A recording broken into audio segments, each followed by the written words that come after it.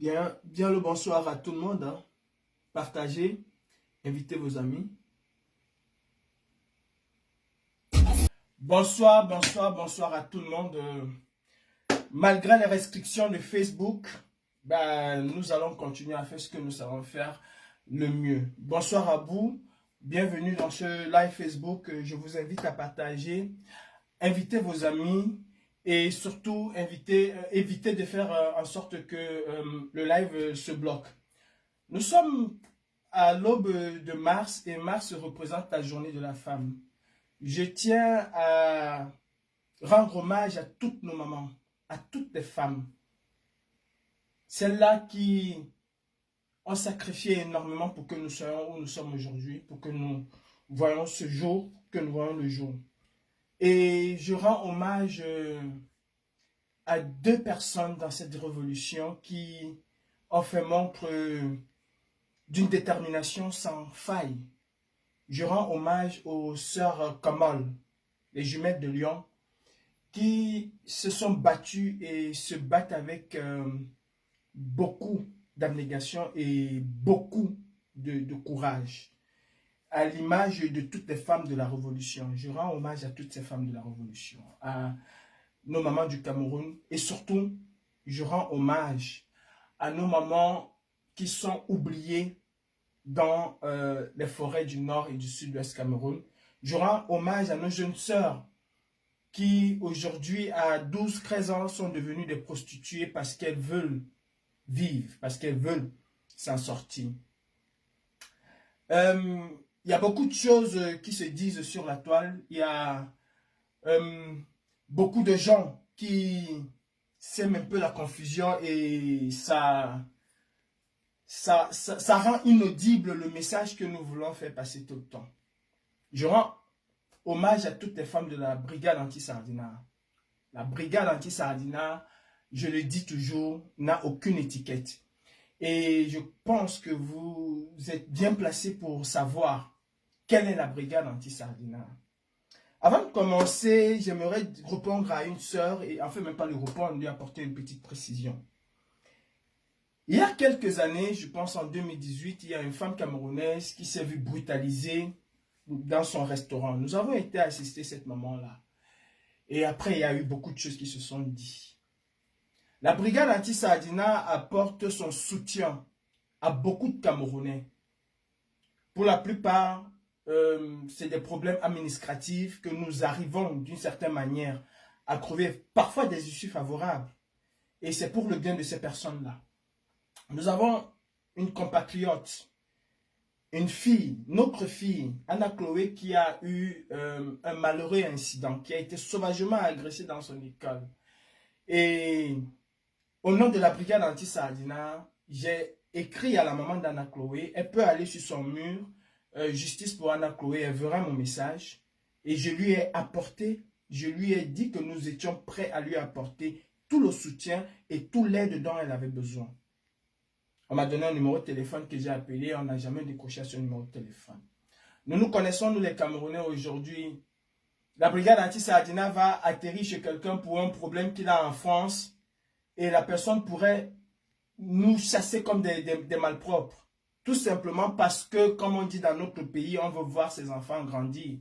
Personne ne va arriver au Cameroun et qu'on lui dit « Ah, tu étais avec la basse, tu étais avec la basse, tu étais avec la basse. » Du coup, quand il y a un problème, ce que nous faisons, c'est qu'en privé, nous contactons les personnes. Si elles répondent, nous allons y aller. Si elles ne répondent pas, on ne peut pas faire autrement. Et ça a été fait. Dans le cas d'Anna Chloé, sa maman a été contactée. Le message est encore sur son mur. La date, tout a été là. Nous avons fait ce que nous avons pu. Nous avons dénoncé à notre niveau. Nous aurions aimé aller plus loin. Nous aurions même aimé aller à la confrontation dans son école et tout. Si on n'a pas l'autorisation de ses parents, on ne peut pas s'autosaisir. Même la NDNA avec Gouti ne s'autosaisissait pas des problèmes. Il était contacté et il y allait. Nous avons fait la marche. Malheureusement, peut-être qu'elle n'a pas eu le temps de voir. Elle n'a pas répondu. Et nous ne sommes pas allés plus loin. Mais nous étions prêts à aller plus loin. Ce fut aussi le cas avec notre compatriote camerounais qui a été assassiné Jean Crépin Niamsi a voulu même qu'on organise une match. Je lui ai dit, mon frère Jean Crépin, tu vas organiser une match. La famille ne nous a même pas autorisé à faire quoi que ce soit. On ne va pas aller faire n'importe quoi à la place de la famille. Essayons de contacter la famille, mais ça n'a pas été fait et personne n'a voulu organiser quoi que ce soit. La brigade anti-Sardina n'est pas seulement là pour dénoncer le régime dictatorial de Paul Biya. Non. La brigade anti-Sardina est aussi là pour apporter du soutien à nos compatriotes camerounais.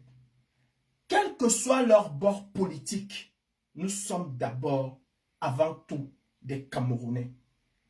Il y a un Sardina qui va m'insulter aujourd'hui, qui a un problème administratif et qui pense que nous pouvons l'aider, nous allons l'aider. Parce qu'avant tout, nous sommes les enfants d'une père et d'une mère. Nous sommes des Camerounais. Notre but n'est pas forcément le régime politique de Biya, le régime dictatorial. Ce n'est pas ça notre objectif. Non, détrompez-vous là-dessus. Ça, c'était pour apporter une petite parenthèse. Je vais parler de Ferdinand Ngongo. Ça fait depuis très longtemps que nous vous parlons du gré à gré qui est en train de se passer au Cameroun. Nous vous avons dit qu'il y a un président de la République bis, en réalité, qui est même le véritable président de la République du Cameroun, qui s'appelle Ferdinand Ngongo. Ferdinand Ngongo décide, dirige, fait ce qu'il veut du Cameroun. Et nous sommes là, assis, nous regardons Ferdinand Ngongo faire ce qu'il veut du Cameroun. Et personne ne bronche. Ça n'intéresse personne de courir après Ferdinand Ngongo. Ça n'intéresse personne de claquer Ferdinand Ngongo. Certaines personnes ont dit qu'ils choisissaient qui allait parler dans la diaspora, qui allait faire quoi dans la diaspora, qui allait dire quoi que ce soit dans la diaspora. Ferdinand Ngongo est arrivé en Europe. Il est arrivé en Belgique pour son intronisation. Et personne n'a été confronté Ferdinand Ngongo. Absolument personne. Il m'a été dit que des gens étaient dans une foule et qu'ils ont commencé à dire Ferdinand Ngongo, nous allons nous te claquer ici. Et ça, au nom de la brigade anti-Sardina, la basse est allée claquer Ferdinand Ngongo. La basse ne claque pas un dictateur dans la foule. Quand la basse claque un dictateur, on cherche où il est. On connaît son hôtel. On connaît où il loge. Et on va lui faire sa fête là-bas. Même si nous ne pouvons pas arriver où il est, nous allons faire en sorte que ses hôtes sauront que ce monsieur est indésirable dans la diaspora. Quand je parle de Ferdinand Ngongo, je parle des artistes musiciens. Il faut rappeler, et il faut le dire, j'appelle tous les promoteurs culturels à faire le distinguo entre certains combattants et la brigade anti-Sardina. La brigade anti-Sardina aujourd'hui est comme l'UPC, où chacun se réveille à 6 h le matin et décrète dans sa petite tête qu'il a créé une brigade anti-Sardina, qu'il est responsable d'une brigade anti-Sardina, qui parle au nom de la brigade anti-Sardina, qui parle au nom de ceci. La brigade anti-Sardina a une idéologie. C'est une idéologie de va-t-en-guerre. La brigade anti-Sardina ne caresse pas dans le sens du poil. Nous tapons fort et dur. La brigade anti-Sardina, ce n'est pas des lives endiablés. Non. C'est des actions. Tout azimut et partout. Parce que nous sommes prêts à assumer nos responsabilités. Nous sommes prêts d'assumer ce que nous faisons. Chers promoteurs culturels, il y a de cela 2 ans. 2 ans, oui. Nous vous avons dit que nous ne sommes plus dans le boycott des artistes. Nous vous avons dit que nous ne sommes plus dans le boycott des artistes. Et je vais le redire aujourd'hui. Boycotter les artistes musiciens camerounais en 2018, avec toute son importance, ces artistes-là nous ont permis de nous faire connaître. Ces artistes nous ont permis de nous exprimer. Mais en boycottant ces artistes, nous étions conscients que ces artistes-là sont aussi clochardisés que toute la société camerounaise. Pour nous et pour tout le monde, les artistes musiciens sont généralement le reflet de la société. C'est la voix des sans-voix. Nous avons boycotté ces artistes-là en 2018 parce que le contexte nous était favorable. Et qu'on le veuille ou pas, ce boycott a porté ses fruits. Parce qu'aujourd'hui, Biabi Vondo est obligé de vivre terré comme un rat. Aujourd'hui, les ministres de son gouvernement, pour sortir du Cameroun, sont obligés de jouer à cache-cache pour sortir du Cameroun. Les artistes musiciens camerounais ont payé un lourd tribut. Et jamais ils n'ont été valorisés par rapport à ce qu'ils pensaient vis-à-vis de cet État. Vous vous souvenez que Katino était l'égérie de la fronde. Et Katino, avec que j'appelle affectueusement maman, hein, et j'ai toujours eu un respect pour elle, même en lui disant je vais te boycotter, mais j'ai toujours eu un total respect pour elle et pour tous ces artistes. Katino était l'égérie même de ce boycott. Katino était l'égérie de cette fronde artistique autour de la revendication de la jeunesse camerounaise en diaspora. Et Katino a eu une réponse terrible des personnes qu'elle soutenait soi-disant. Parce que la perdante, c'est Katino. La perdante, ce sont ces artistes musiciens. Elle a eu une réponse terrible. Après avoir subi tout ce qu'elle a subi dans la diaspora, elle aurait cru qu'on l'inviterait au palais des unités ou au palais des idiots. Au lieu de ça, on a préféré prendre 150 millions de francs CFA pour faire venir, comment il s'appelle, Kofi Olomide et Singila. Au lieu de ça, on a préféré prendre 75 millions pour aller donner à Whisky. Parce que je ne veux pas dire Whisky. On est allé pour 75 millions. À aucun moment, leur maman Chantal Biya, Bivondo, Barthélemy, Mami Touf Touf, n'a pas pensé qu'il y a des artistes musiciens là. Coco Argenté, Katino, Bendeka, Glace Deka, tous ces artistes qu'on a boycottés dans la diaspora, comment est-ce que je peux les remercier pour ce soi-disant soutien qu'ils nous ont apporté? On n'a pas pensé à eux. On a pensé aux artistes étrangers, au détriment de ceux qui soi-disant se battaient pour ce Cameroun. Et c'est ce que nous avons voulu leur montrer. Vous soutenez un régime qui n'a absolument rien à faire de vous. Ce temps est révolu. Il y a 2 ans, nous vous avons dit que nous ne chassons plus les rats. Nous chassons du lion. C'est un peu à l'image de Macron. Oui, monsieur Macron, qui m'a dit au salon de l'agriculture, et ça fera bientôt 2 ans, j'ai dit à Paul Biya que s'il ne libère pas Kamto, je ne le reçois pas. Parce que quoi? La carie dentaire n'a de force que sur la banane mûre. J'aurais aimé entendre le même Macron aujourd'hui face à un fort comme lui dire à Vladimir Poutine que si tu ne libères pas l'Ukraine dans les 2 heures qui suivent, je te montrerai de quel bois je me chauffe. On ne va pas laisser des personnalités fortes comme Yannick Noah ici en diaspora, ici en France. On ne va pas laisser des footballeurs qui, eux, apportent plus à cet état dictatorial que ces musiciens-là. Parce que ces musiciens sont des affamés. Ces musiciens-là n'ont rien du tout.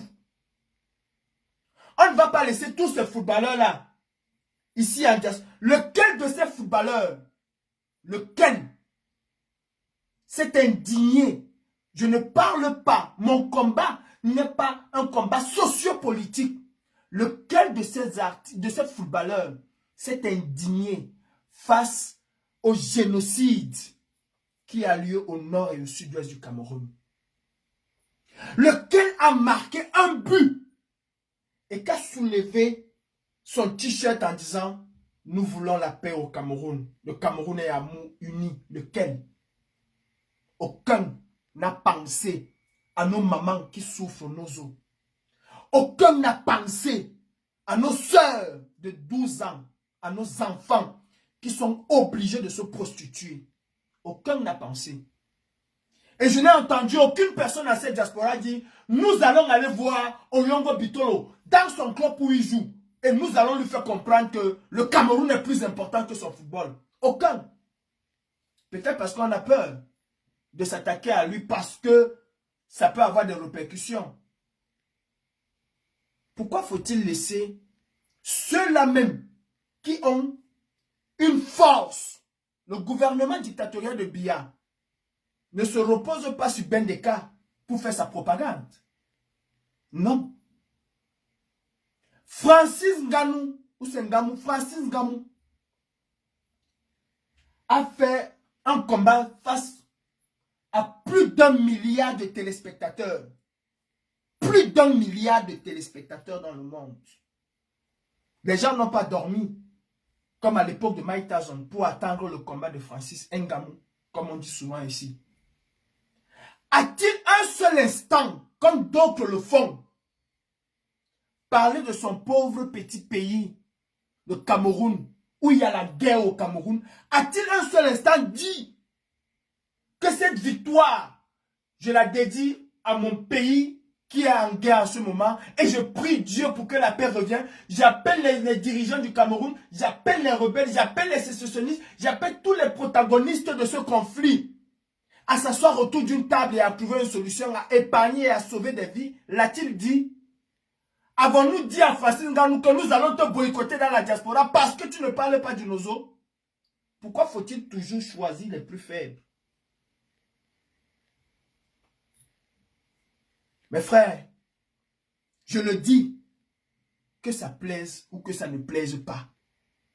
La diaspora camerounaise a allumé une flamme. Cette flamme s'est embrasée. Elle a fait ses preuves. Ce n'est pas à la diaspora camerounaise de manière unilatérale de changer les choses au Cameroun. Le changement du Cameroun, le changement, la destruction de ce régime dictatorial incombe à tous les Camerounais. Nous avons fait le bras de fer. Nous avons été au choc. Combien de Camerounais cela a mis dans la rue? Ceux qui ont même osé sortir, que sont-ils aujourd'hui? Au lieu que nous nous battons pour que Bibou Nissak retrouve sa liberté, pour que Fogué retrouve sa liberté, pour que les 100 et poussières, 110 prisonniers qui sont en prison retrouvent leur liberté, nous venons montrer les muscles que nous avons sur les artistes musiciens les plus faibles. Nous venons dire que nous allons boycotter. Nous allons faire ceci, nous allons faire cela. Au lieu que nous conscientisons le peuple camerounais. Que nous soyons solidaires vis-à-vis de ce qui nous arrive. Mani Bella a dit quelque chose, j'ai dû entendre, comprendre que elle est d'une famille pauvre, elle a ses enfants, elle est pauvre, elle n'a rien du gouvernement, elle n'a rien de ceci, elle n'a rien de cela. 99,99% des Camerounais n'ont rien de ce gouvernement. Mani Bella subit exactement comme nous subissons. Willy de Paris aujourd'hui subit exactement comme nous subissons tous. Tous ces artistes musiciens camerounais subissent comme ces enseignants-là qui sont là. Oui, la société camerounaise aujourd'hui ne vit pas. Elle survit depuis des années. On a fait ce qu'on avait à faire. Il est temps que les Camerounais de l'intérieur, chacun à son niveau, qu'ils puissent prendre conscience que laisser tout le combat entre les mains de la diaspora, c'est courir dans le sac. J'ai souvent pris cette petite métaphore du vélo. Un vélo que tu pédales avec un pied avance lentement par rapport à un vélo qui est pédalé de 2 pieds. Nous devons être en tandem. Les Camerounais du Cameroun et nous de la diaspora. Pour certains, ce combat est devenu une vitrine où il faut taper la main sur la poitrine et dire que c'est moi, c'est moi, c'est moi qui a fait que, c'est moi qui ai que, c'est moi qui ai que. Entre-temps, les gens sont en train de mourir au Cameroun. Entre-temps, la vie devient de plus en plus chère au Cameroun. Entre-temps, Bibou Nissa qui est en train de faire 1 an, 2 ans en prison. Il finira de purger sa peine. Et le jour où il sortira, nous allons chanter, danser derrière lui. Oh, il est dehors. Oh, il est dehors. Qu'avons-nous fait pour qu'il soit libéré? Nous l'avons fait avec Mamadou Mota. Nous l'avons fait avec Mamadou Mota. Il a purgé jusqu'au dernier jour de sa peine. Mais le jour où il était sorti, c'était les postes à gauche et à droite. C'était les postes de partout. Oh, il est libéré. Il ne fallait pas qu'on le libère. Machin, machin. Oh, oh, combattants. C'est pour ça que vous avez risqué votre vie. Si vraiment vous avez risqué votre vie, ne nous mentons pas. Dans ce combat, il y a des personnes qui sont focus dans leur combat, avec lesquelles je ne travaille même pas, mais qui sont droits dans leur combat. Et dans ce combat, il y a plein, beaucoup aussi, qui sont là juste par mission. Tout ce qui brille n'est pas or. Ne l'oubliez pas. Tout ce qui brille n'est pas or. Jésus avait dit à un de ses disciples, avant que le coq n'ait chanté 3 fois, tu m'auras régné. Il a dit, non Seigneur, je ne peux pas le faire. Mais il s'est rendu compte qu'il a fait. Aucune organisation au monde, aucune organisation au monde n'a pas d'infiltré. Mais cette organisation ne court pas après les infiltrés. Elle protège ses acquis et elle déploie ses ailes. Il y en a qui ont fabriqué, je ne sais pas, le détectomètre, ou je ne sais pas comment on peut appeler ça pour détecter les infiltrés. On voit les infiltrés à gauche, à droite. J'ai des personnes avec lesquelles je ne m'entends pas idéologiquement, peut-être parce que j'ai une vision. Nous avons une vision qui est contraire à sa vision, mais ces personnes ne sont pas les infiltrés. On ne s'entend pas sur la manière de faire. On ne s'entend pas. Même dans l'armée aujourd'hui, la Russie est en train de bombarder l'Ukraine. Il y a des généraux qui ne veulent pas tel genre de bombardement, qui veulent plutôt tel genre de bombardement et tout et tout. Ils ne s'entendent pas, mais ils sont dans la même équipe et ils travaillent ensemble. Et c'est ce que nous devions faire. Je dis à ces promoteurs culturels camerounais, ne parlez plus jamais de la base quand vous parlez de boycott. La brigade anti-Sardina n'est plus dans les boycotts.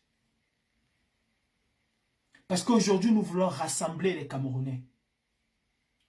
Aujourd'hui, nous voulons aller au-delà de ce que nous avons fait par la parole. Nous voulons parler aux Camerounais. Mettre les Camerounais face à leurs responsabilités. Ensemble, nous serons beaucoup plus forts face à ce régime dictatorial. Diviser les Camerounais, c'est justement ce que Paul Biya veut. Diviser les Camerounais lui permet à Ngongo, à Chantal Biya de s'éterniser au pouvoir. Ne dit-on pas qu'il faut diviser pour mieux régner? Le dictateur n'adore pas l'amour. Le dictateur sème la haine, la zizanie, la délation, la jalousie. d'aigreur pour pouvoir s'installer. Oui, nous avons boycotté les artistes musiciens camerounais. À ce moment, il le fallait. Et nous l'avons fait tous ensemble. Chacun à son niveau. Aujourd'hui, nous devons passer à autre chose. Quand vous avez un leader politique au Cameroun qui est embastillé chez lui et que personne n'ose pas sortir, une fois il est embastillé, personne n'ose sortir, y compris de sa propre chapelle. 2 fois il est embastillé dans un hôtel, personne n'ose sortir. Il est chassé dans une conférence, personne n'ose sortir. Et vous avez des idiots assis dans la diaspora qui vous disent « Non, nous allons changer. Non, nous allons les faire partir. Non, nous allons... » C'est normal ça? C'est normal ça? Qu'on embastille un leader et nous sommes incapables de faire un bloc autour de ce leader. Mais on vient en diaspora s'acharner sur des pauvres artistes qui n'ont rien à manger, qui ne vivent que de leur art. Mon frère Averodiès, je croyais que tu étais un bangando, comme tu dis. Et j'aime ta chanson, hein, mon frère. Un bangando ne se rabaisse pas. Un bangando, c'est quelqu'un qui a sa dignité. Averodiès, je croyais que vous ne parlez pas au Cameroun parce que vous voulez voir vos enfants grandir, ce qui est tout à fait logique. Je croyais qu'on avait peur de parler au Cameroun parce qu'on ne veut pas se retrouver en cellule. Si tu as pris le courage de demander pardon à la diaspora camerounaise, tu demandes pardon, qu'est-ce que tu as fait à cette diaspora? Je vois même des soi-disant artistes, des soi-disant promoteurs. Qu'est-ce que tu as fait à la diaspora pour demander pardon? Dis-moi, qu'as-tu fait? As-tu insulté? As-tu tapé quelqu'un? As-tu brutalisé un combattant pour demander pardon? À ce que je sache, nos revendications vis-à-vis des artistes musiciens n'ont jamais changé. À ce que je sache. Et dans aucune revendication de la brigade anti-Sardina, il n'était dit et il n'était question que un artiste musicien viendra nous demander pardon. Le but de ce boycott était de vous faire prendre conscience que vous avez une arme qui est votre voix, qui est votre talent. C'était de dénoncer, d'appeler à la paix. As-tu fait une chanson pour demander la paix dans ton pays? T'es-tu mis à genoux pour chanter et demander la paix comme les Ivoiriens chantaient à tue-tête? C'était ça le but du boycott.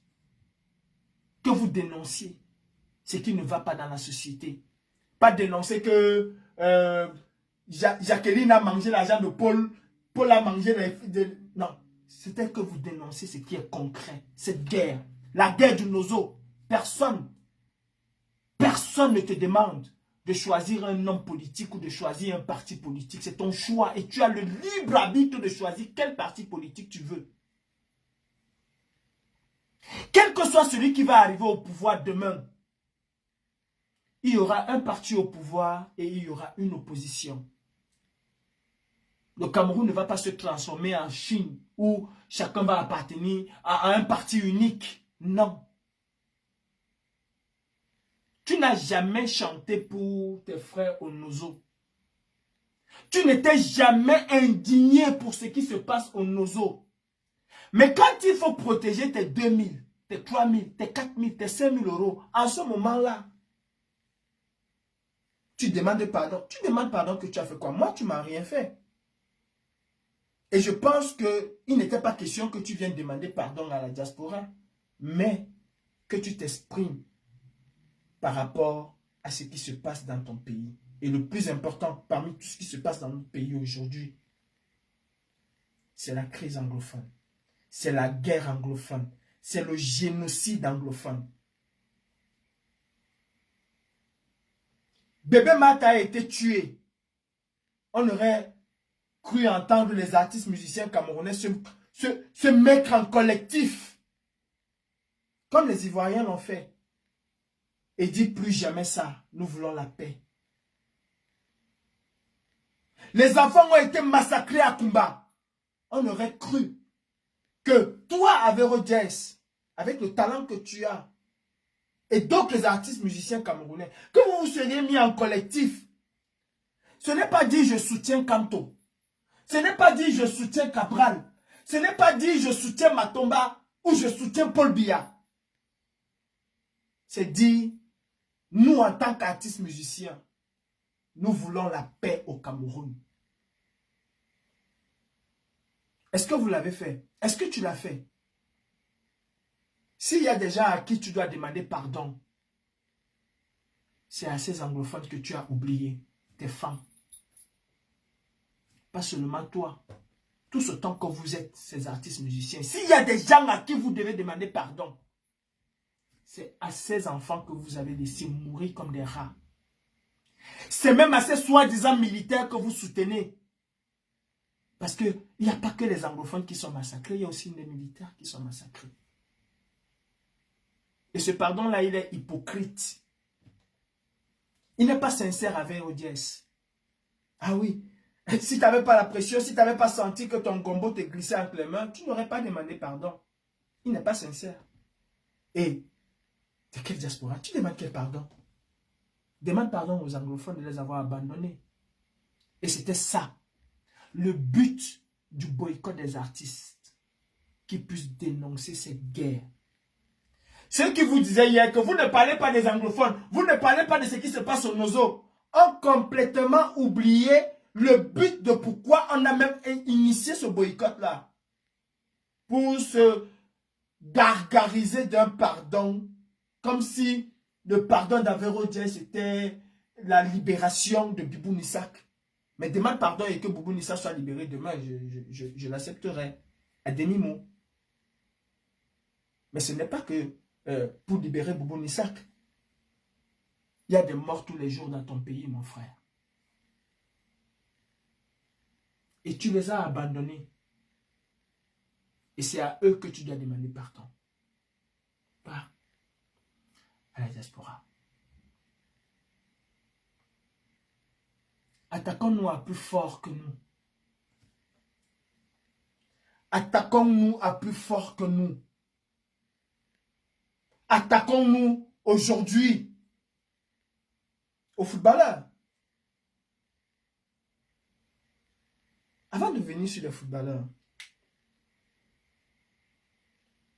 je peux vous assurer, avec Rogers, Manibela, Junior Senga, le panafricaniste, et tous les artistes musiciens camerounais,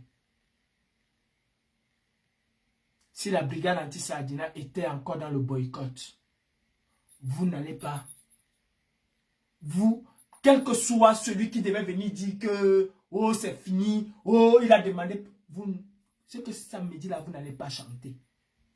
Et si vous partez, vous allez confirmer le code. J'ai appris que Nathalie Nkwa et la brigade anti-Sardina n'a pas appelé au boycott de Nathalie Nkwa. Mais j'aurais appris qu'elle est venue avec les gens. Allez demander à M. Dissaké Elbias combien d'agents de sécurité il avait mobilisé pour le concert de Bendeka. Et ce fut la même chose. Où un matin on se lève, on nous dit que non, Bendeka n'est plus boycottable parce que. J'ai discuté avec Elbia, je lui ai dit que ce concert-là, tu vas le regretter. Pourquoi il ne fait plus de concert aujourd'hui? Parce qu'il a regretté. Et si vous pensez que le boycott, c'est justement empêcher l'artiste de chanter pour la brigade anti-Sardina, ce n'est pas forcément ça le boycott. Le boycott pour nous, c'est de faire en sorte que ceux qui y vont, plus jamais ne penseront aller. Ah oui. Ceux qui y vont, plus jamais ne penseront aller. Demandez à Elbias. Pour d'autres qui n'ont pas compris, vous avez vu Bendeka chanter et vous avez dit, ah, Bendeka a chanté. Si Bendeka a chanté, il peut rendre grâce à Ahmed Kamer. Parce que Max a préféré sauver une vie que de laisser les gens entrer. Et Ahmed Kamer a donné de sa personne pour que ce concert puisse avoir lieu, pour que Bendeka puisse chanter. Mais je n'entre pas dans les détails parce que ceux qui étaient au concert savent ce qui s'est passé. Au-delà de la chanson, de ce qui s'est passé, ils savent ce qui s'est passé. Je ne vais pas rentrer dans les détails. Si Ahmed Kamer ne s'était pas retrouvé Emmanuel au sol et que Max a empêché, parce que quand nous avons lancé l'assaut, les chiens même ont fui. Les colosses que vous connaissez dans Paris, Cameroun, les colosses de la sécurité, là, chacun cherchait sa route. Ah oui. Quand nous avons dit, allez demander à Eric Golf.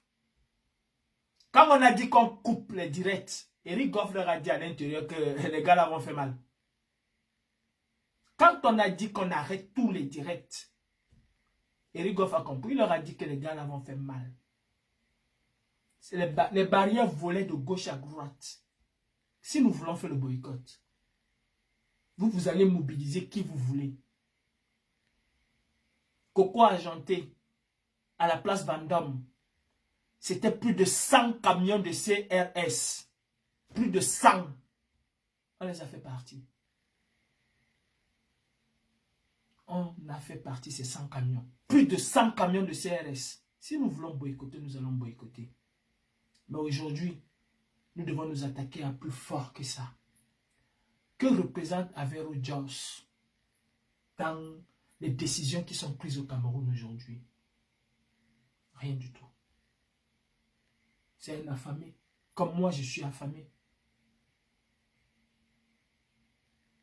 Pourquoi vous voulez que Ngongo qui est là à Genève, à Bruxelles, ne soit pas inquiété? Qu'on ne fasse pas toute cette mobilisation autour de Ngongo. Mais qu'on vient s'attaquer aux artistes musiciens. Je ne les défends pas. Hein. Faut pas croire. Je ne les défends pas. J'ai toujours une dent contre eux. Par rapport à leur silence. Pas sur... Je ne vais pas les faire entrer dans un problème politique, on dirait politique. Non. J'ai une dent contre ces artistes par rapport à ce silence de cimetière qui se passe. Par rapport à tout ce qui se passe au nord et au sud-ouest.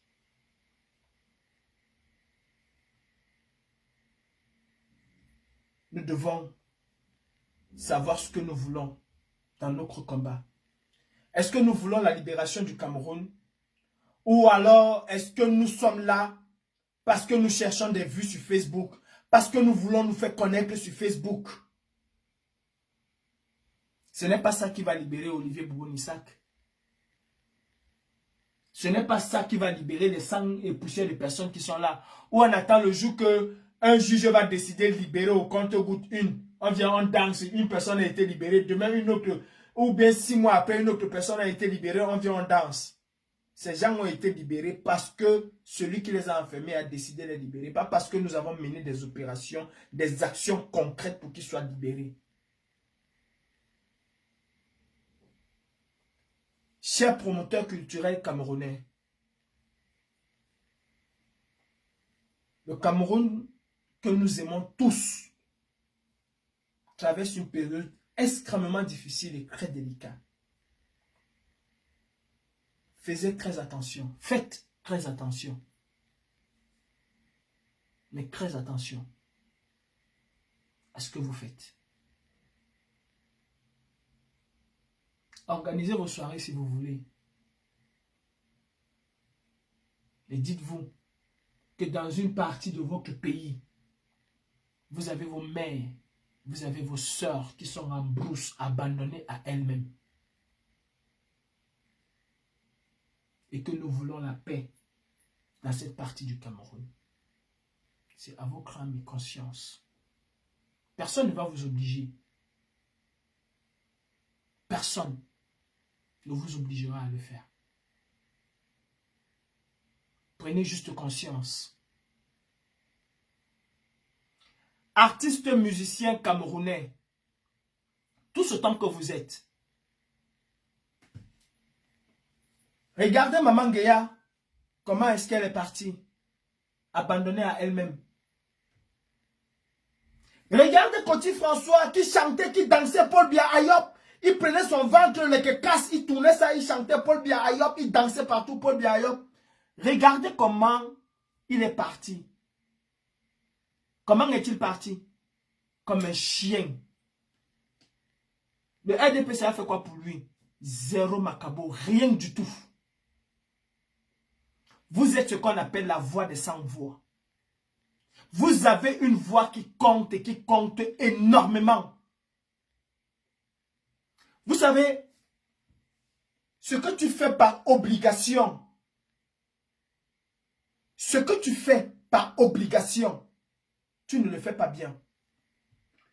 Mais ce que tu portes au fond de tes tripes, que tu fais parce que tu le portes au fond de tes tripes, que toi, l'artiste musicien, Avero Jess, tu ne dors pas pendant 2 semaines parce que tu es en train d'écrire du fond de ton cœur une chanson pour le Nozo ou je ne sais pas quoi pour le Cameroun a 1 million de fois plus de valeur que ce que tu fais par hypocrisie. Prenez conscience que vous êtes une voix et que vous avez même beaucoup plus à apporter au Cameroun que nous, soi-disant combattants. Mani Bella, dans un de mes lives, je te disais que tu es une mère et fais attention. Dans un de mes lives, je te disais, tu es une mère, fais attention. Sache une chose, Mani Bella, que tu as une voix comme tous les autres artistes. Et votre voix compte. Ce que tu vois au Cameroun là, est-ce que ça te plaît? Est-ce que tu es fier de voir ce que tu vois au Cameroun aujourd'hui? Es-tu fier? Je ne pense pas. Toi-même tu l'as dit, peut-être sans t'en rendre compte. Toi-même tu l'as dit. Et ce que toi, Mani Bella, tu as dit, c'est ce que disent et c'est ce que vivent tous ces artistes musiciens-là.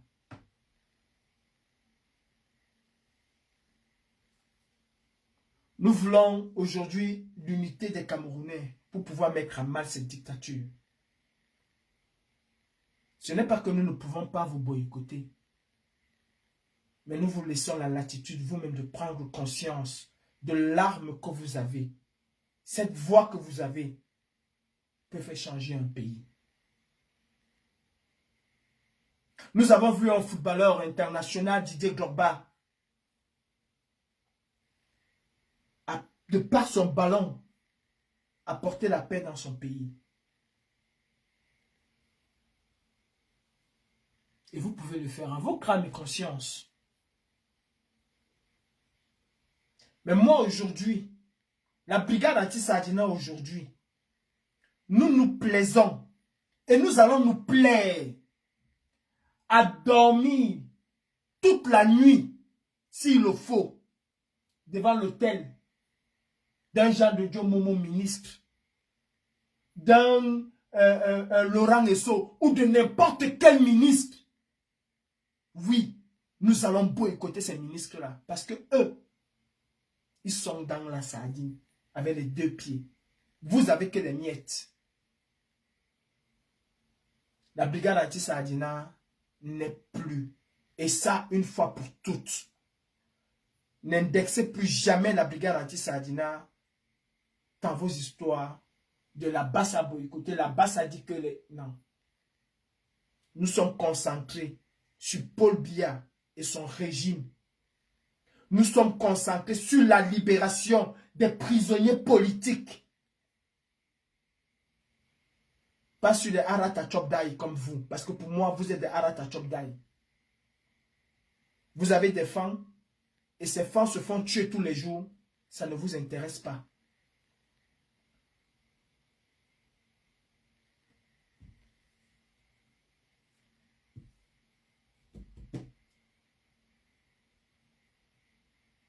Le Cameroun est un monde à part. Un monde vraiment à part. Mes frères bensikineurs, si aujourd'hui vous êtes bensikineurs, c'est parce que l'État n'a pas su,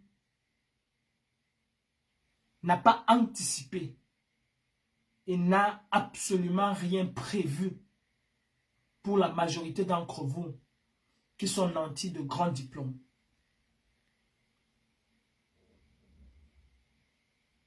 Vous êtes encore les misérables parmi les misérables au Cameroun. Les bensikineurs d'aujourd'hui ne s'en sortent plus.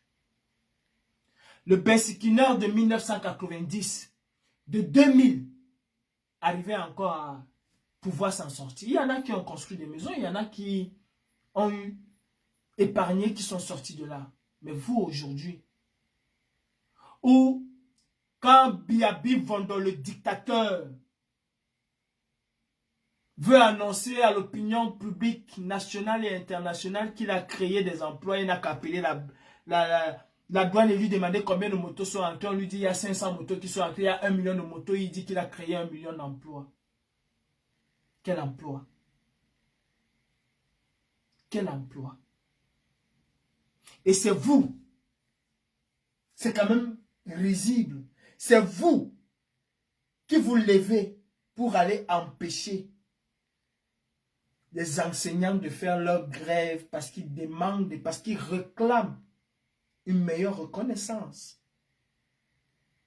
Vous pensez que vous faites du mal à qui? Au MRC? Que vous faites du mal à qui? Aux enseignants? Ou que vous faites du mal à qui? Vous faites du mal à vous-même. Aujourd'hui, je vois beaucoup de personnes qui sont en train d'applaudir ce qui se passe en Ukraine. Mais ils oublient. Et nous oublions tous une chose. C'est que ce qui se passe en Ukraine aura des répercussions terribles chez nous, au Cameroun. Conséquence, le baril du pétrole a augmenté aujourd'hui. Demain ou dans quelques jours, à la pompe, le prix du carburant va exploser.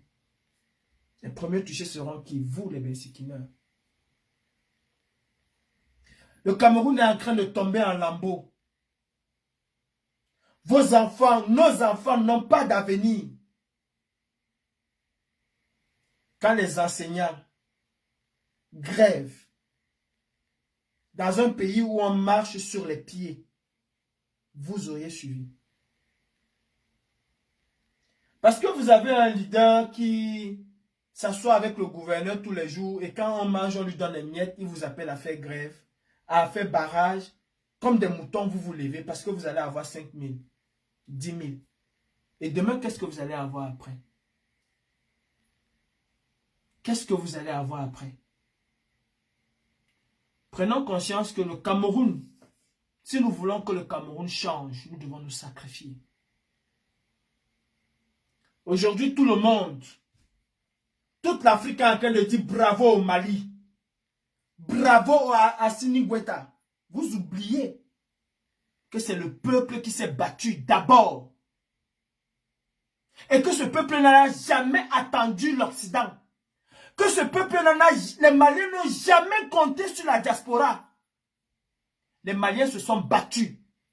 Ils étaient dans les marches. Tous les jours. L'imam qui organisait les marches là, il est au gouvernement. Il n'est pas au gouvernement. Ceux-mêmes qui se battaient hier ne sont pas connus aujourd'hui au Mali. Vous deviez avoir honte. Le prix de l'huile au Cameroun est quasiment le même prix qu'à Paris. Et vous osez dire Paul Biya Ayop. Vous osez dire encore dans ce pays Paul Biya Ayop. Vous nous avez dit que vous aviez les plus beaux stades du monde. Construit en 13 ans, qui n'est pas encore fini. Voilà un stade de 17. de 17 mois. Un stade de 17 mois. Vous avez vu comment un président inaugure un stade. Chez vous au Cameroun, cela a été comment?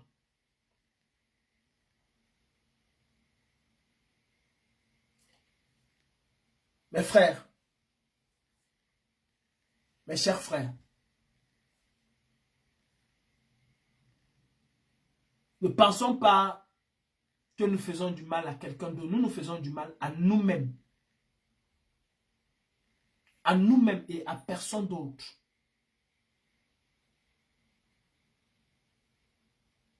Battons-nous. Et je dis, la dictature ne se caresse pas. On combat la dictature. Dans ce pays où nous sommes, les gens ont combattu la dictature.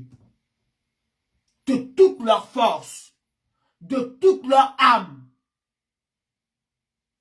Et en premier, ceux qui se sont mis pour combattre cette dictature dans ce pays où nous sommes, ils aiment toujours dire dans le plateau de télévision, regardez l'Europe, regardez l'Europe. Ce sont les intellectuels qui ont été la barrière contre la dictature. J'ai vu aujourd'hui et j'ai compris aujourd'hui pourquoi nous disons souvent que les agrégés camerounais ont désagrégé le Cameroun. Les agrégés camerounais ont désagrégé le Cameroun. Pendant que les enseignants qui est ou qui sont la base de l'éducation sont en train de se plaindre des conditions qu'ils ont, dans lesquelles ils sont aujourd'hui. Les agrégés docteurs camerounais sont en train de marcher pour dire Paul Biya à Yop. Non.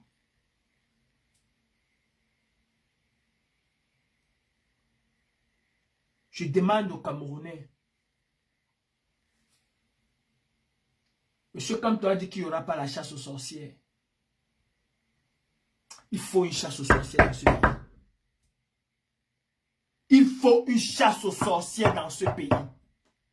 Paul Biya Bivanda Barthélemy, tôt ou tard, tombera. C'est une question de temps. Et vous allez rendre compte. Ne vous dérangez pas. Vous allez rendre compte. Nous allons nous atteler à vous afficher un à un. Nous allons vous mettre sur la place publique. Et nous allons agir comme les Juifs. Où que vous allez vous trouver dans ce monde, nous allons vous prouver. Et vous allez rendre compte. Je sais que pour la plupart d'entre vous, vous êtes en train de préparer. Et ça, c'est ce que les gens ne comprennent pas. Pour la plupart d'entre vous, vous êtes en train de préparer votre exil. Mais détrompez-vous. Parce que vous allez même être capturé avant d'atteindre votre objectif. Oui, quand le gouvernement changera, parce que ce gouvernement changera, vous allez partir et dire, ah, j'étais avec le gouvernement précédent, s'ils m'arrêtent, j'étais virulent, s'ils m'arrêtent, ils vont faire ceci, ils vont faire cela. Vous êtes en train de préparer votre exil. Mais faites très attention. Mes frères de la diaspora, nous avons fait ce que nous avions à faire. Et chacun d'entre nous, sans exception, a mouillé le maillot. Même l'infiltré mouille le maillot. Hein. Parce que pour pouvoir être accepté dans un groupe, il faut se sacrifier. Même l'infiltré mouille le maillot, même contre son gré. Chacun d'entre nous a fait ce qu'il avait à faire. La preuve, Paul Biya ne vient plus en Europe comme il venait. Quand j'ai appris que les gens ont dit que Paul Biya sera à Genève, à Bruxelles, ça m'a fait rire. Parce que depuis 2018, le voyage de Paul Biya est tout un mystère. Ce n'est plus comme avant quand on nous annonçait à la radio que le président va quitter demain matin à 10h. On nous annonçait ça une semaine avant. Non. Maintenant, même parfois le jour, parfois même on met les militaires là dehors. Et puis après, tu ne vois rien. On embrouille les gens avant qu'ils sortent. Bon, nous avons fait, mes frères. Nous avons montré quelle est notre capacité. Quel est notre pouvoir. Aujourd'hui, nous devons conscientiser les Camerounais à se mettre massivement dans la rue, à revendiquer leurs droits. Nous sommes en train de faire l'opposé de ce que le Chinois a toujours appris. Il ne faut pas donner le poisson à quelqu'un, mais il faut l'apprendre à pêcher. Nous ne pouvons pas dire aux Camerounais, asseyez-vous, nous allons nous battre en diaspora, le Cameroun va changer. Je vais vous poser une question, une seule question.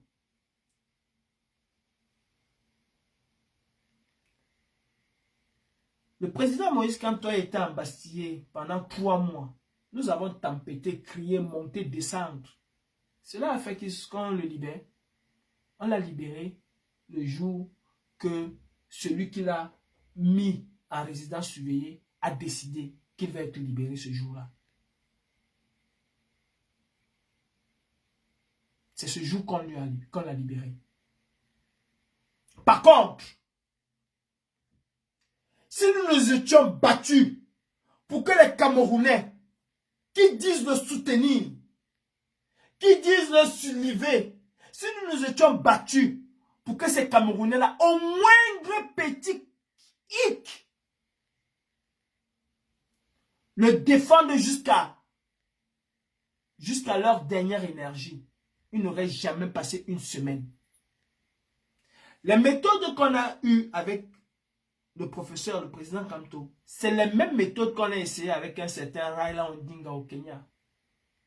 Et qu'on a très vite abandonné parce qu'il avait des milliers et des milliers de supporters qui étaient prêts à risquer leur vie, à donner leur vie pour que ce monsieur soit libéré.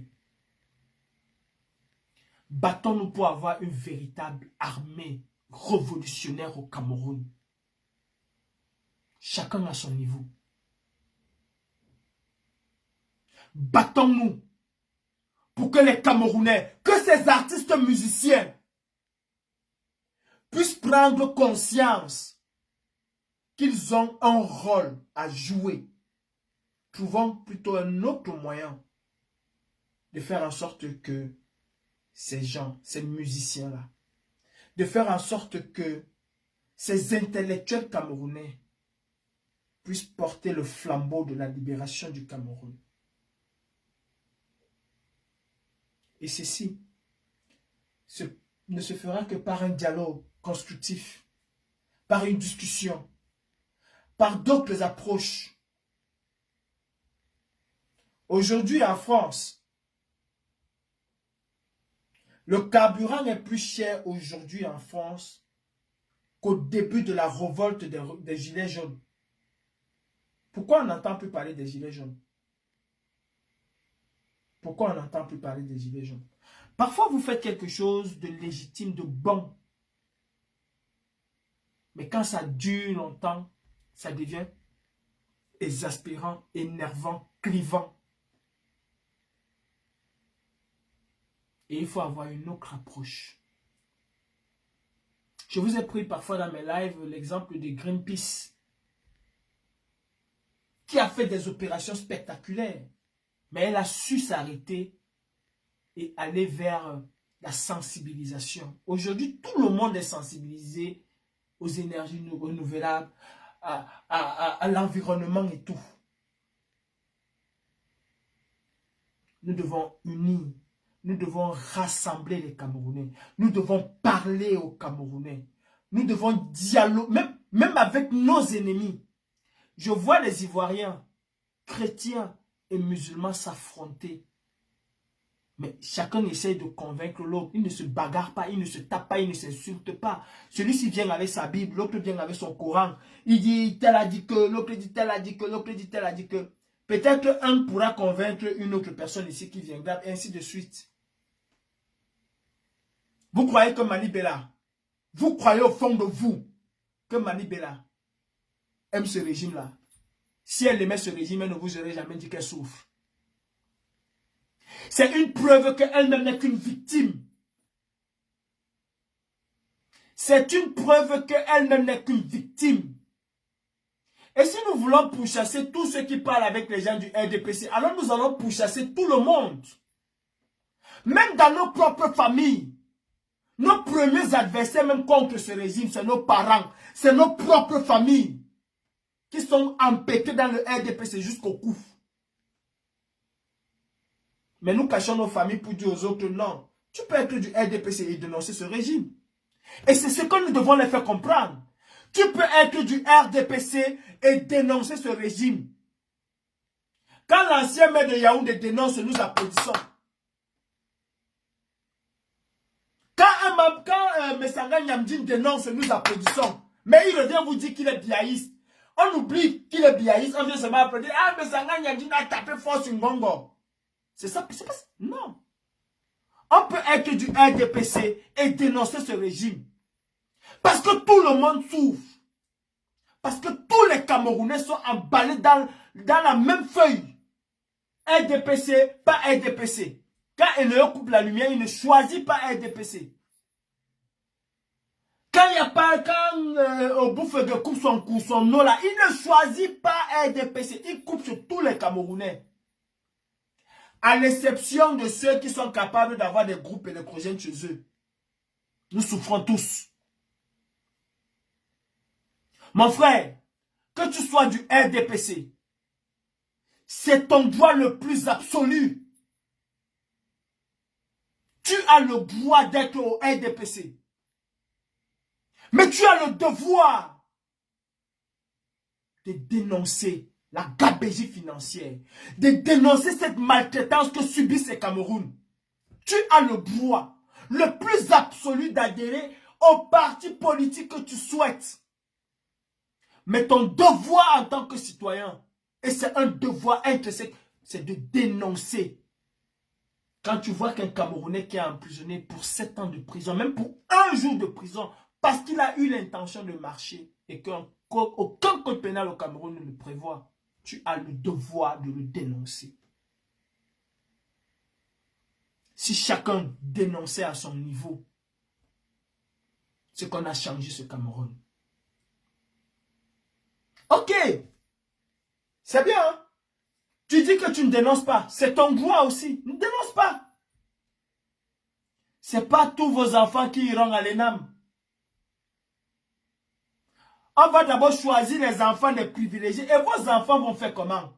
Est-ce que tu as pensé que demain si je ne suis pas là, comment est-ce que mes enfants vont s'en sortir dans ce Cameroun qui a les dents?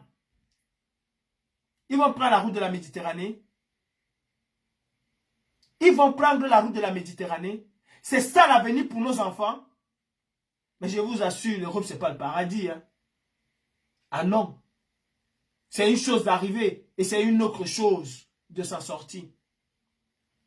Je suis arrivé avec quelqu'un qui a mangé du tabac, qui a vu n'importe quoi. Mais la dureté de l'Europe l'a fait rentrer. Je l'ai appris dernièrement et ça m'a même mis mal à l'aise. Mes chers frères, mes chères sœurs, Camerounais, Camerounaises, du RDPC et de l'opposition, la cherté de la vie au Cameroun, ça touche tous les Camerounais. La situation économique du Cameroun touche tous les Camerounais. Ça ne vous épargne pas parce que vous êtes du RDPC. Ça ne martyrise pas plus d'autres parce qu'ils ne sont pas du RDPC. C'est tous les Camerounais. Il est temps. Il est temps que nous nous mettons tous ensemble pour dire à ces gens, à ce gouvernement, pour dire à Paul Biya et sa clique, bye bye.